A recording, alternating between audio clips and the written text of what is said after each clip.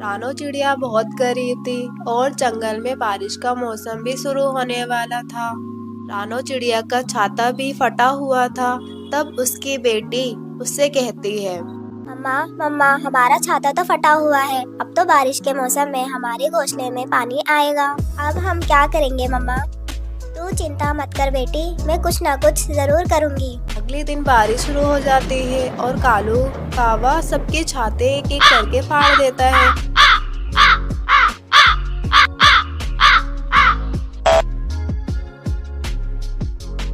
वे सब पक्षी अपना छाता देखते हैं तो वे रानो चिड़िया के पास सिलवाने के लिए आते हैं। एक घने जंगल में सभी पक्षी मिलजुल कर रहते थे। तभी बारिश का मौसम आने वाला था और बुलबुल वहाँ बारिश का समाचार लेकर आती है। पक्षियों, अभी अभी बादल भैया ने मुझे बताया है कि वे बारिश करने वाले हैं। अरे वाह बुलबुल बहन, तुमने क्या खबर सुनाई है? अगर बारिश होगी तो बड़ा मजा आएगा। परंतु पक्षियों, हमारे पास घोंसले हैं, मजबूत घर तो है ही नहीं। अरे तो क्या होगा रानो चिड़िया, हम सब पक्षी एक एक छाता अपने घोंसले पर लगा लेंगे और जब हमें नहाना होगा तो एक साथ बारिश में नहा लेंगे। हाँ हाँ पक्षियों, बारिश में नहाने में बड़ा मजा आएगा। मुझे तो बहुत मजा आता है बारिश में नहाने में। बारिश की बात सुनकर तो सभी पक्षी बहुत ज्यादा खुश हो जाते हैं। रानो चिड़िया, मुझे तो पहले से ही लग रहा था कि बारिश होने वाली है। बारिश होने के बाद तो हमारा जंगल कितना हरा भरा हो जाएगा। जंगल के सभी पक्षी बहुत ज्यादा खुश होते हैं, लेकिन रानो चिड़िया बहुत ज्यादा परेशान होती है क्योंकि उसका छाता फटा हुआ था। मम्मा मम्मा, बारिश हो रही होने वाली है। मुझे तो बड़ा मजा आएगा। मैं तो बहुत मस्ती करूँगी अपने दोस्तों के साथ। माँ, मैं कब से आपसे बात कर रही हूँ, पर आप कोई जवाब क्यों नहीं दे रही? क्या कोई परेशानी है? बढ़िया बेटी, मैं भी बहुत ज्यादा खुश हूँ बारिश की वजह से। परंतु ये देखो, हमारा छाता कितना फटा हुआ है। अब हम इसके अलावा क्या अपने घोंसले में लगाएंगे? हमारे पास तो दूसरा छाता भी नहीं है।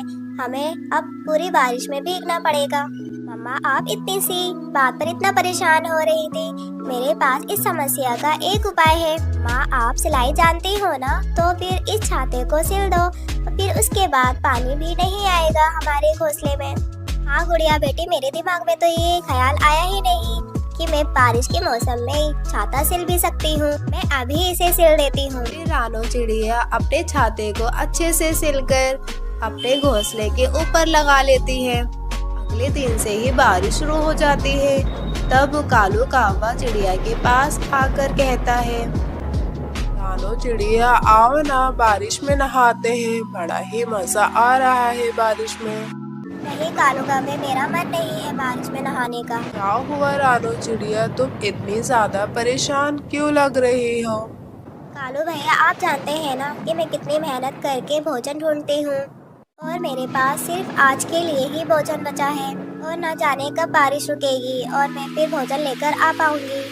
मेरे पास भी इतना भोजन नहीं है कि मैं तुम्हें दे सकूं, परंतु तुम मेरी बहुत अच्छी दोस्त हो। लेकिन अब मैं कर भी क्या सकता हूँ? कालू भैया, आप मेरी वजह से परेशान ना हो और आप जाकर बारिश के मजे लो। अरे रानो चिड़िया, तुम्हारा छाता तो फटा हुआ था, परंतु इसके अंदर घोंसले में पानी क्यों नहीं आ रहा? अरे कौवे भैया, मैंने अपने छाते को सिल लिया है, इसीलिए मेरे घोंसले में पानी नहीं आ रहा। क्या तुम्हें छाते सिलने आते हैं? ये तो बहुत अच्छी बात है। इसके लिए मेरे पास बहुत अच्छा उपाय है।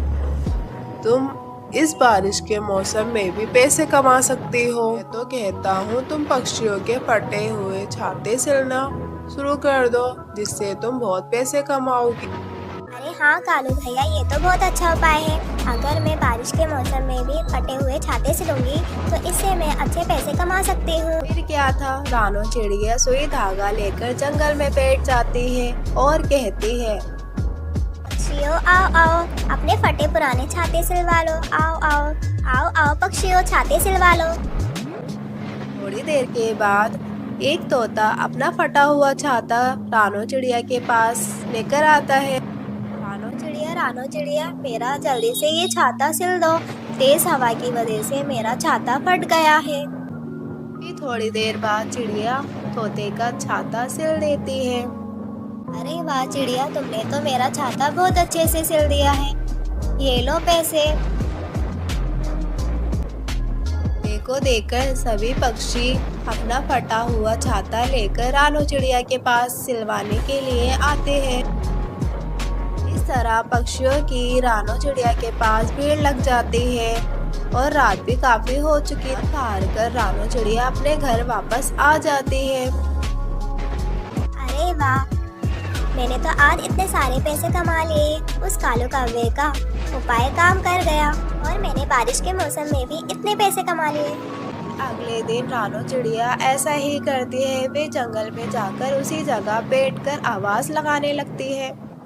छाते सिलवा लो, छाते सिलवा लो, आओ आओ पक्षियों, छाते सिलवा लो। रानो चिड़िया की आवाज लगाने पर भी आज तो कोई भी पक्षी अपने छाते सिलवाने नहीं आता और वे बारिश में भीगती रहती है। मैं कब से इतनी तेज बारिश में बैठी हूँ, परंतु आज तो कोई भी पक्षी छाते सिलवाने नहीं आया।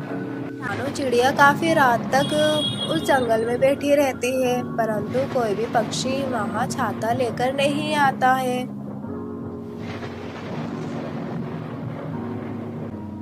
अरे रानो चिड़िया, तुम इतनी ज्यादा परेशान क्यों लग रही हो? कल रात तो तुम बहुत ज्यादा खुश थी, लेकिन आज क्या हुआ? कल तो सभी पक्षी अपना छाता सिलवाने के लिए मेरे पास आए थे, परंतु आज तो कोई भी नहीं आया और मेरे पास आज ही का भोजन है और ये बारिश रुकने का नाम ही नहीं ले रही है। अब आगे क्या होगा भगवान जाने। रानो चिड़िया, तुम परेशान मत हो, कुछ ना कुछ हो जाएगा। फिर अगली सुबह हो जाती है और कालू कौवा बहुत ज्यादा परेशान होता है। रानो चिड़िया मेरी बहुत अच्छी दोस्त है, इसलिए मैं उसे अकेला नहीं छोड़ सकता कि जब मैं मुश्किल समय में था उसने ही मेरी मदद की थी, इसलिए मैं अब उसे अकेला कैसे छोड़ सकता हूँ। कालू कौवे के दिमाग में एक उपाय आता है और वह वहाँ से चला जाता है। फिर कालू कौवा एक एक करके सभी पक्षियों के छातों को फाड़ देता है, जिससे वे सभी पक्षी रानो चिड़िया से अपने छाते सिलवाने आए।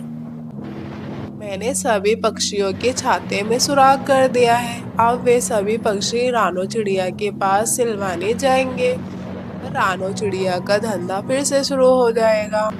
सभी पक्षी अपने फटे हुए छाते लेकर रानो चिड़िया के पास आते हैं और रानो चिड़िया के पास फिर से भीड़ लग जाती है। फिर कुछ ही देर में रानो चिड़िया सभी पक्षियों के छाते सिल देती है और वे अपने घर आ जाती है। इस तरह वे अपने बेटी के साथ खुशी खुशी रहने लगती है।